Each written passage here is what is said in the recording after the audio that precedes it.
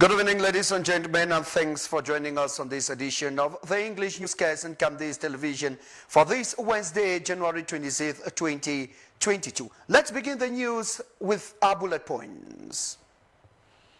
Commonwealth parliamentarians are meeting in Accra, Ghana to put in place mechanism to boost trade, enhance security, and improve.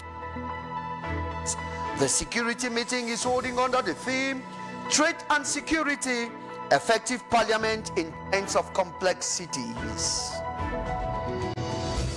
3 keys to public houses at the Olembe have been handed over to some Cameroonian youths by the Minister of Housing and Urban Development, Celestin Kecha-Cutes. This falls in line with His Excellency Paul Biya's move to decent housing unit to Cameroonians according to the triennial plan.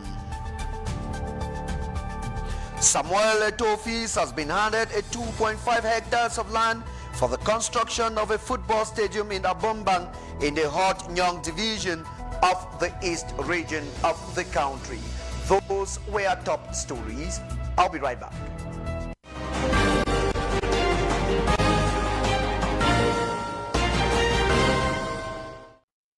Trade and security, effective parliament in times of complexity is the theme. 3-day Commonwealth security meeting holding in Accra, Ghana. Putting in place mechanism to boost trade, enhance security, and improve gender relations is equally on the menu. Cameroon is represented by the parliamentary network in charge of the Commonwealth. The following report has an in-depth of this story.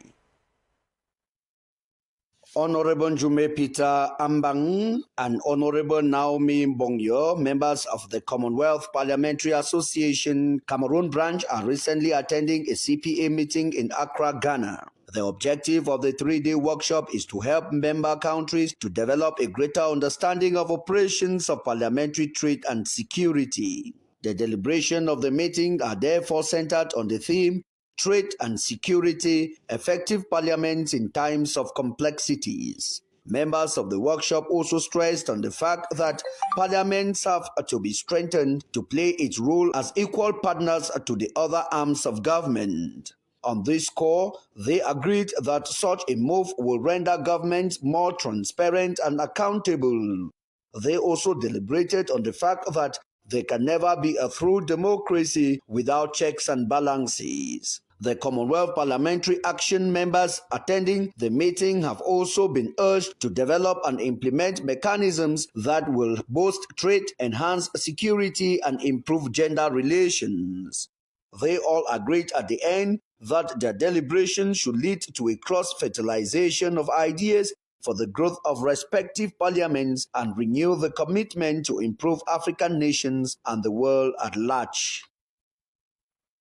The Speaker of the National Assembly, who doubles as a permanent member of the Executive Bureau of the Cameroon People's Democratic Movement, the Right Honorable Kavayege Jibril, has called on the elites of the Far North region to promote the act of living together, peace and development of the region. He was speaking in the Far North region during a meeting where he encouraged the people to work against the recent happenings, including the Boko Haram insurgency in the Far North region, as well as the inter-community crisis in the Logo and Shari division of that region. The following report tells us more.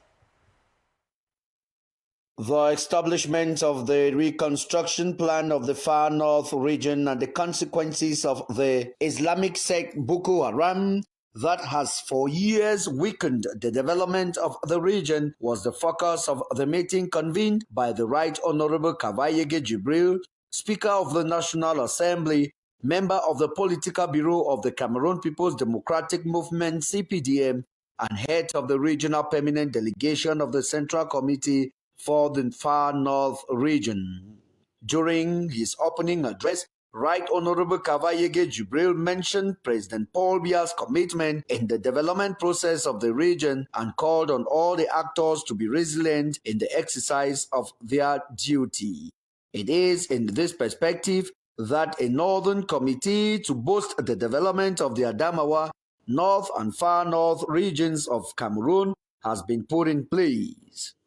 In order to extend these data collection works, Honorable Kavayege Jibril urged the driving forces of each of the three regions to join the committee as move that will help restore peace in the region. The fundamental idea is for peace, cohesion, unity, and living together. For this to be achieved, he called on them to abandon the idea of revenge and remain patriotic and united.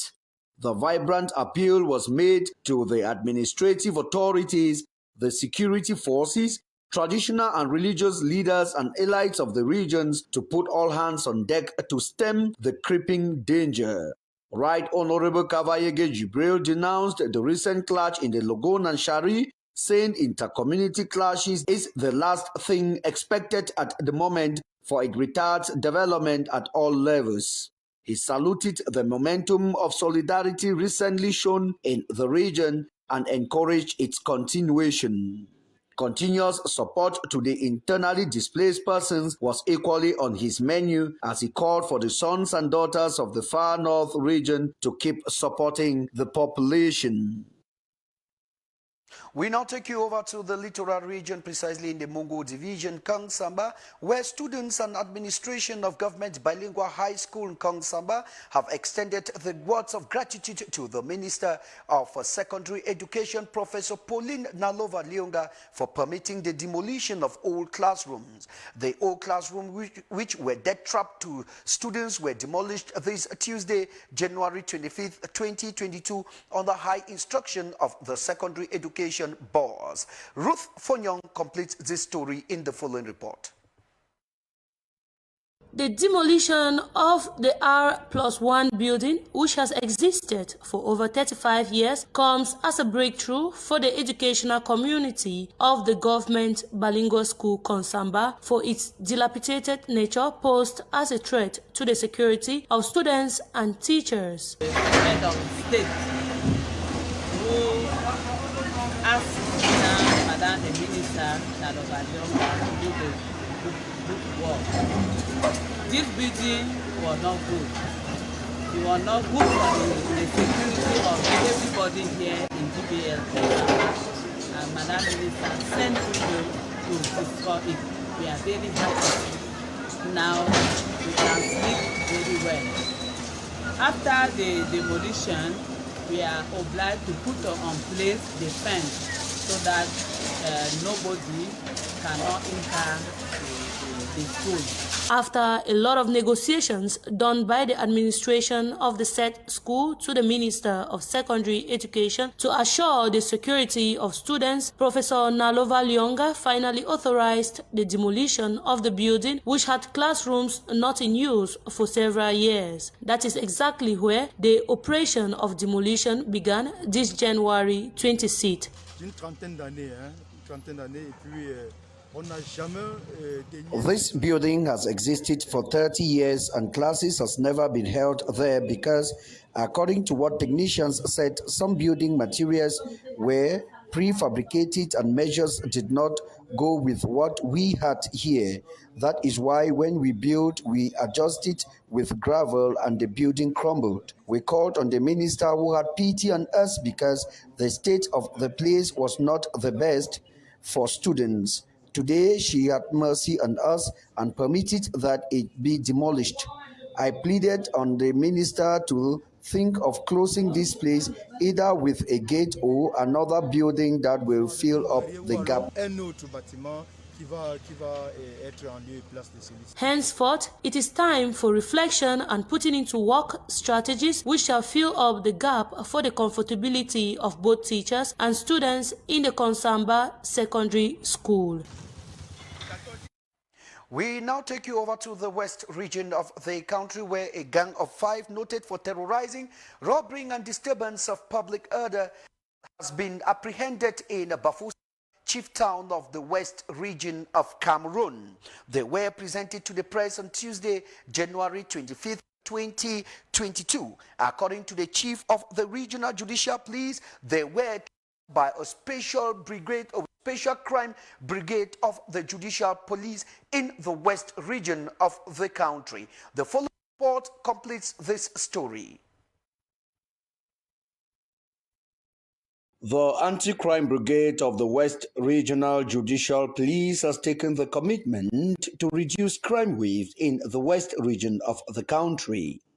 A heavy 5 highway checkpoints to secure the population has been put in place, an operation hailed by all in the region.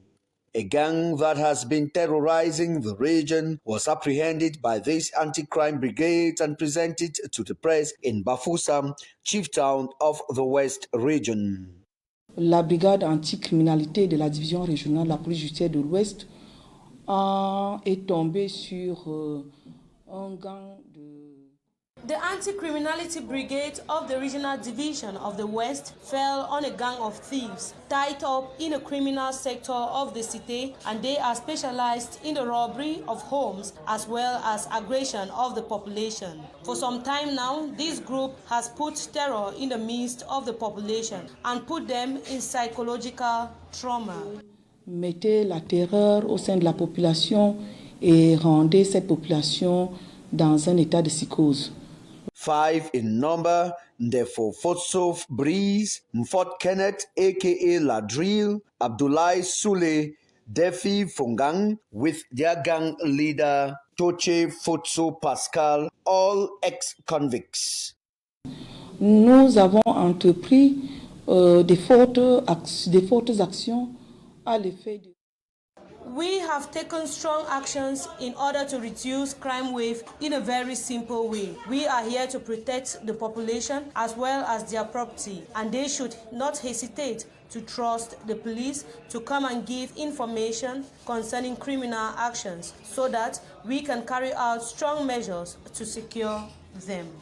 Pour sécuriser la population.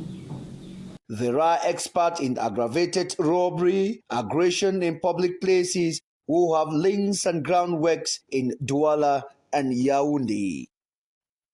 We now take you over to the north region of the country where a sum of 1,160,000,000 CFA francs has been voted during the council first ordinary session for 2022 in the Benue division. The budget, which is dedicated to agro-pastoral projects for farmers and breeders. The first ordinary session opened in the presence of the senior divisional officer for Benue division, Omaru Haman Wabi, who encouraged the municipal authorities to be dynamic and hard-working. Ruth Fonyong tells us more in the following report. Gathered around the syndicate, the mayors of the Benue division voted unanimously during the ordinary session of their council a budget of about 1,160,000,000 francs CFA, a budget which will be devoted mainly to agro-pastoral projects targeted to meet the needs of farmers and breeders in that part of the country. 92% of this budget is reserved for agro-pastoral activities in order to ameliorate local production. I think each and everyone needs to get involved in all of these projects so as a go execution, though good follow-up is needed too for the project to be realized, and this will promote the participation of all. The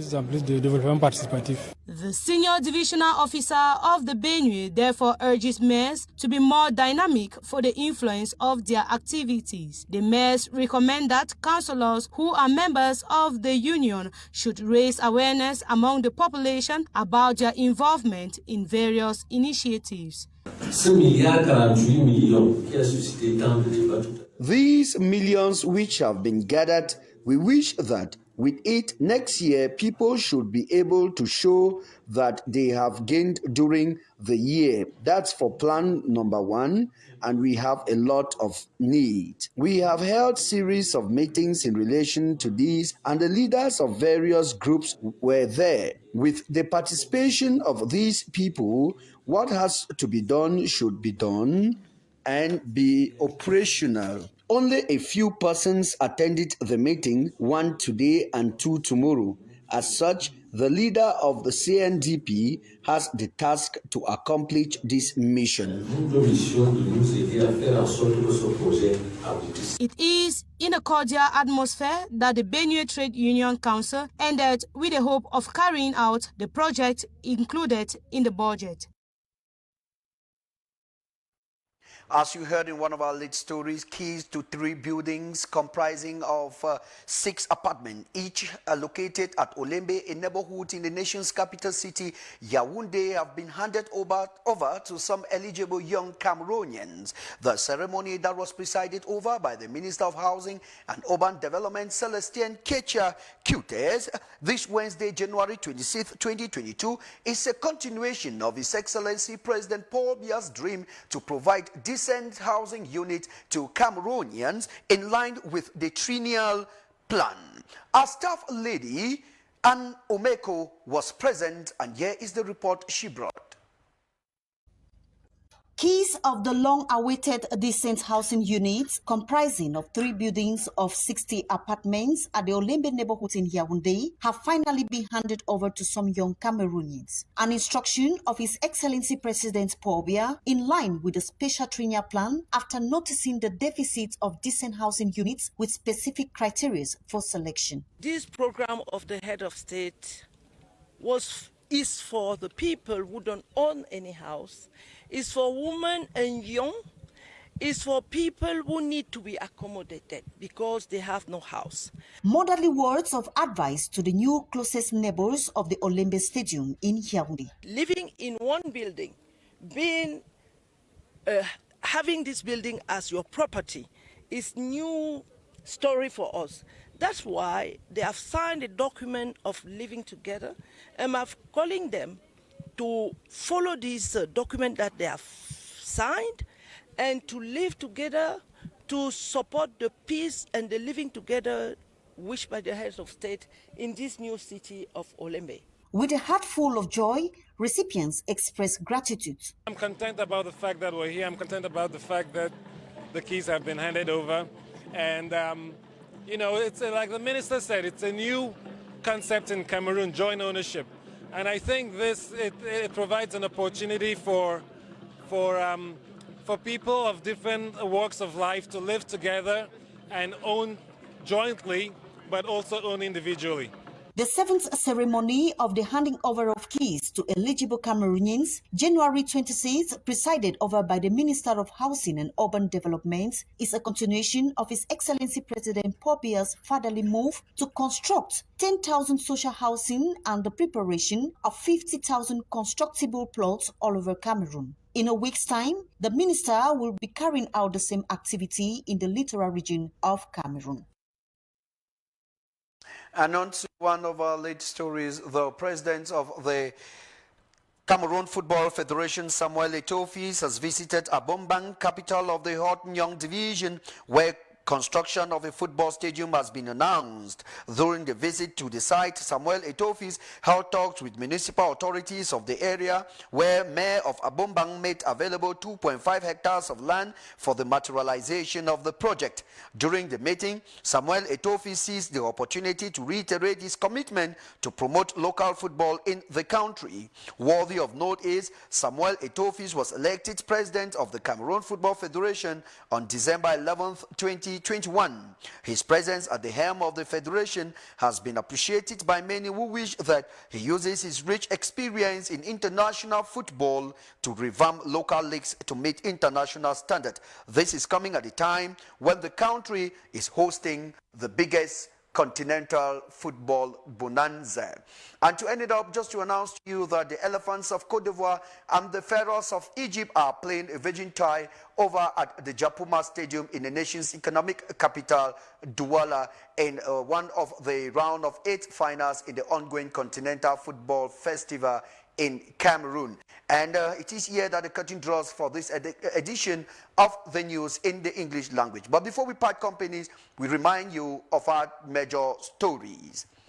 Commonwealth parliamentarians are meeting in Accra, Ghana, to put in place mechanisms to boost trade, enhance security, and improve gender relations. The security meeting is holding under the theme Trade and Security effective parliament in times of complexities. 3 keys to building at Olembe have been handed over to some Cameroonian youths by the Minister of Housing and Urban Development, Celestin Kecha-Cutes. This falls in line with His Excellency Paul Biya's move to decent housing units to Cameroonians according to the triennial plan. Samuel Eto'o has been handed a 2.5 hectares of land for the construction of football stadium in Abombang in the Hot Young division of the East region. Meet Desiree Trezembunet at 8 p.m. for the news in the French language. See you tomorrow 6 p.m. for another edition of the news. But before then, do have a wonderful evening in the company of our programs. Thanks for watching. God bless you and goodbye for now.